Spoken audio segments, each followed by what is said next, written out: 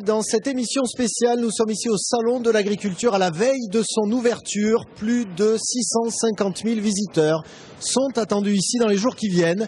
Midi-Pyrénées y sera évidemment bien représenté. Vous voyez d'ailleurs certains stands de notre région qui sont montés autour de nous.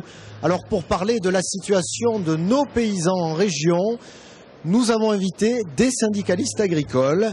Hervé Pellofi, bonjour. Bonjour. Vous êtes le secrétaire général de la FRSE en Midi-Pyrénées.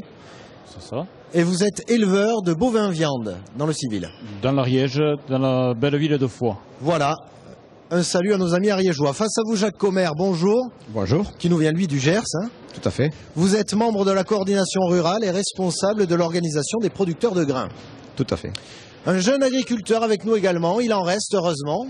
Bonjour. Bonjour, Cédric Carsenac, vous êtes viticulteur dans le Tarn. Tout à fait. Et vous êtes le président des jeunes agriculteurs dans ce département. C'est exact. Enfin, dernier syndicat représenté ici, la Confédération Paysanne. Henri Salana, bonjour.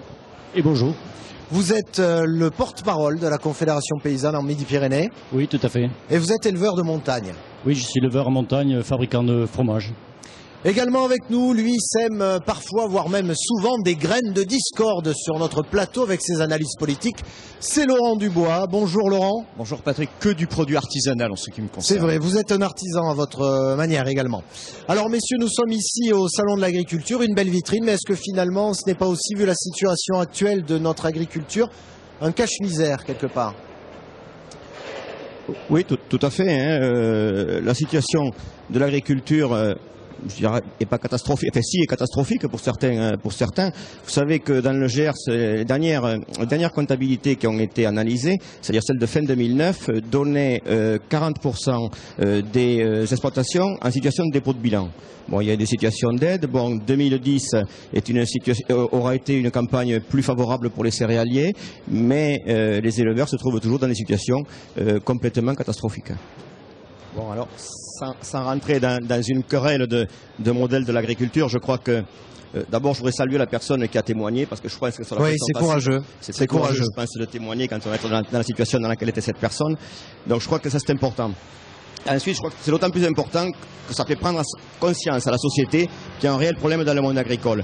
Je crois qu'on a vu tout un tas de communications quand il y a eu ce problème dans une compagnie de téléphonie en France. Et c'est vrai qu'on en a fait des tas de pages de journaux, alors qu'on a beaucoup eu moins d'impact sur ce même problème dans le monde agricole, qui pourtant est récurrent. Ce n'est pas d'aujourd'hui. Ça fait de plusieurs années qu'on a ce genre de problème. Et donc je trouve que ce soit bien qu'on puisse arriver à communiquer sur la détresse du monde paysan. Alors après, au-delà de ça, bon, effectivement, il y a la rentabilité, il y a le revenu des agriculteurs qui est mis en cause. C'est pas pour rien si cette personne est arrivée là. Donc je pense qu'on va revenir sur ce problème de rentabilité. Oui, je voudrais revenir sur ce problème de spéculation, parce que c'est vrai que, en fait, on parle de spéculation depuis peu de temps, mais en fait, le problème il est sur la régulation. Et donc, effectivement, cette année, on parle, il faut réguler les marchés, il faut faire baisser le prix des céréales, soit. Mais l'an dernier, en 2009, nous avions des prix des céréales qui étaient bien en dessous de nos coûts de revient, et personne ne parlait de régulation, personne ne parlait de spéculation. Alors la spéculation, elle y est, à mon avis, on aura beaucoup de mal pour l'arrêter. Le fait est que si vous prenez les productions de céréales mondiales sur les 15 dernières années, vous avez 8 années où on consomme plus qu'on ne produit. Donc il ne faut pas être sorti d'une grande école pour se rendre compte qu'un marché où on consomme plus qu'on ne produit va tirer les prix vers le haut. Alors aujourd'hui, c'est vrai que les années précédentes, il y a eu de la régulation qui s'est faite par des organismes qui ont communiqué des statistiques plus ou moins foreuses, et il a fallu effectivement une sécheresse dans certains pays pour qu'on se rende compte qu'il manquait des céréales sur le plan mondial. Alors je crois que dans l'alimentation, vous avez plusieurs choses. Vous avez le produit brut, la farine. Vous avez le produit brut qui peut être le lait, le sucre. Et là, je pense que les consommateurs ne sont pas, paieront ces produits-là le prix qu'ils vaudront. Mais c'est sûr que sur des produits comme le pain, par exemple, comme parlait mon collègue, on n'arrive plus. Le pain n'a plus rien à voir avec le prix du blé. Le pain est aujourd'hui un produit de marketing. Vous voyez des publicités à la télévision avec du pain. Et donc là, je crois que le problème, il est plus au niveau des minoteries, au niveau des grandes minoteries, qu'au niveau même du boulanger ou du céréalier. Rapidement, Jacques Commer, après je me retourne vers Laurent pour nous demander justement qui peut faire quelque chose contre ça. Je voulais revenir là-dessus parce qu'effectivement, aujourd'hui, nous avons le cas d'école des céréales qui augmentent, la matière première qui augmente pour des éleveurs. Et on dit aux éleveurs aujourd'hui, messieurs les éleveurs, vous ne pouvez pas augmenter le prix de votre entrecôte, le prix de votre produit fini, parce que le consommateur ne peut pas payer l'alimentation au-delà d'un certain prix. Alors je crois que là, c'est là un des fondamentaux qui est très critiquable, c'est que toute notre économie s'appuie sur des concepts économiques qui datent des économistes comme Ricardo, King et autres du XVIIIe siècle en Angleterre, où vous aviez des grandes filatures, et pour les grandes filatures, il fallait que le prix de l'alimentation soit le moins cher possible pour que les filatures dégagent du revenu. Alors, ce concept-là, aujourd'hui, il y a quand même une grande dérive. Comme le disait à côté de moi mon collègue, l'alimentation pèse pour 13 et je crois que c'est 11% d'après les dernières analyses du Crédoc dans le budget du consommateur français. Et c'est vrai qu'aujourd'hui, vous le voyez, les dépenses ne sont pas constituées en grande majorité par l'alimentation. Donc je crois que c'est ce qu'il va falloir faire accepter à nos dirigeants, c'est que l'alimentation a un coût, bien s'alimenter a un coût, et les gens qui produisent de l'alimentation doivent être rémunérés comme tels. Alors, des syndicats, réaction rapide, hein, messieurs, on change de chapitre après. Non, pour les syndicats, bon, vous avez raison de souligner que on n'est pas homogène, mais on ne peut pas être homogène puisqu'il y a eu pratiquement, on peut parler d'une soviétisation du syndicat agricole, puisque la FNSEA a co-géré avec le gouvernement. Bon, on s'en cache plus maintenant. Alors je crois qu'il faut rendre à Monsieur le Maire le fait d'avoir le ministre, hein, Monsieur le Maire, donc, qui est notre ministre, d'avoir ouvert juste entrebâillé la porte, hein, pour qu'on rentre dans des comités, dans différentes réunions et qu'on apporte notre avis. Mais enfin, les interprofessions sont encore très refermées autour de la FNSEA et il y a la volonté très ferme de garder ces interprofessions fermées. Justement, les agriculteurs se sont sentis agressés par une campagne de pub dans le métro. On la voit à l'image, on y voit notamment un homme se braquer un épi de maïs sur la tempe, pub menée par France Nature Environnement pour dénoncer notamment la menace des OGM, mais également celle des algues vertes, des antibiotiques, hormones dans les viandes. Et donc ça a fait bondir, je ne vous le cache pas, l'ensemble de mes invités ici. À la coordination rurale, notamment, vous êtes senti carrément insulté, Jacques Commer. Oui, parce que c'est l'agriculture. Bon, c'est peut-être pas directement l'agriculteur, mais c'est l'agriculture qui est encore une fois jetée. Agriculteur égale pollueur, quoi. Et on le voit bien derrière ça. Bon, donc je crois que c'est un peu facile de la part de France Nature Environnement. On y voit les thèmes classiques. Bon, qu'on soit pour ou qu'on soit contre, c'est pas le problème, mais que ce soit les OGM, que ce soit les nitrates, que ce soit les produits phytosanitaires, ce sont trois thèmes qu'on nous envoie souvent à la figure. Or, je crois que aujourd'hui, les agriculteurs font des tas d'efforts. Aujourd'hui, je pense que non seulement je pense, mais je suis certain, l'alimentation que l'on fournit, les grains que l'on fournit, les produits qui sont fournis n'ont jamais été aussi saines qu'elles sont aujourd'hui. Donc, je crois que c'est faire une mauvaise critique aux agriculteurs que de pointer ces affaires-là. France Nature Environnement est associé à Ecophyto. Ecophyto, vous savez, c'est suite au Grenelle de l'environnement de réduire de 50% les produits phytosanitaires.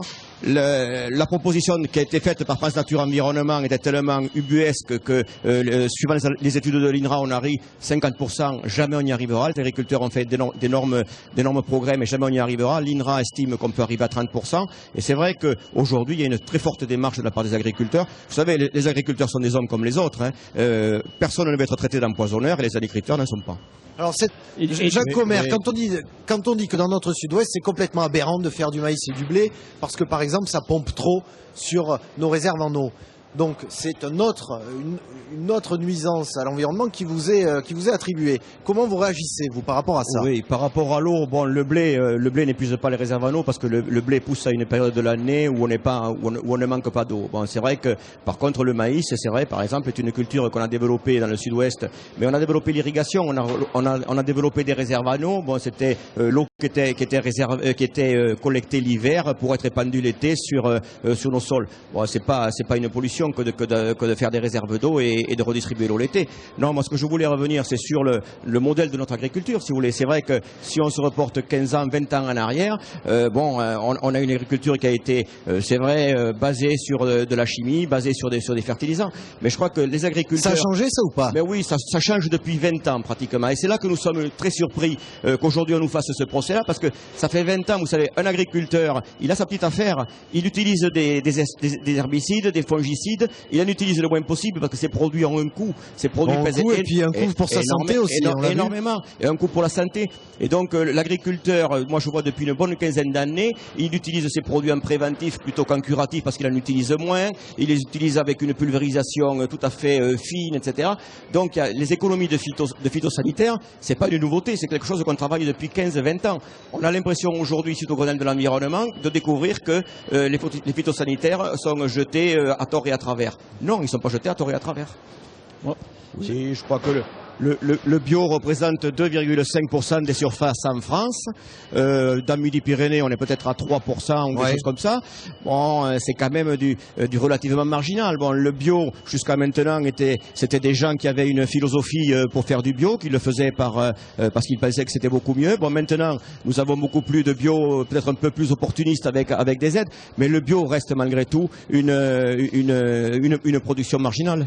Les premiers consommateurs de pesticides dans le monde, on est presque devant les États-Unis, c'est un truc de fou. Non, là, je crois qu'il faut faire attention. C'est vrai qu'il y a une statistique de l'OCDE qui dit que la France est la première utilisatrice de pesticides, enfin de phytosanitaires en Europe. C'est vrai, mais quand on le ramène à l'unité, à la surface, nous sommes les 5e, nous sommes derrière l'Italie, derrière les Pays-Bas. Donc attention à ces chiffres. Termine. Une émission intéressante, justement sur France 3, il y a. On en a. Je crois que c'était mardi soir. C'était un peu tard dans les horaires, mais c'était mardi soir.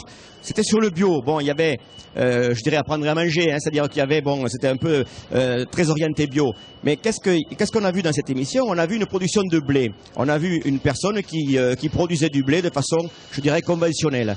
Bien, ce blé, on l'a pris derrière sa moissonneuse. Il a été suivi dans un silo et il a été ensuite suivi chez le meunier. Et on s'est rendu compte, enfin, les journalistes ont fait des analyses sur ces graines de blé non bio, hein, du blé conventionnel, du blé standard, et se sont rendus compte qu'ils n'arrivaient pas à déceler de produits phytosanitaires. Ils arrivaient à déceler 2 molécules qui étaient 2 insecticides qui protégeaient pour le stockage.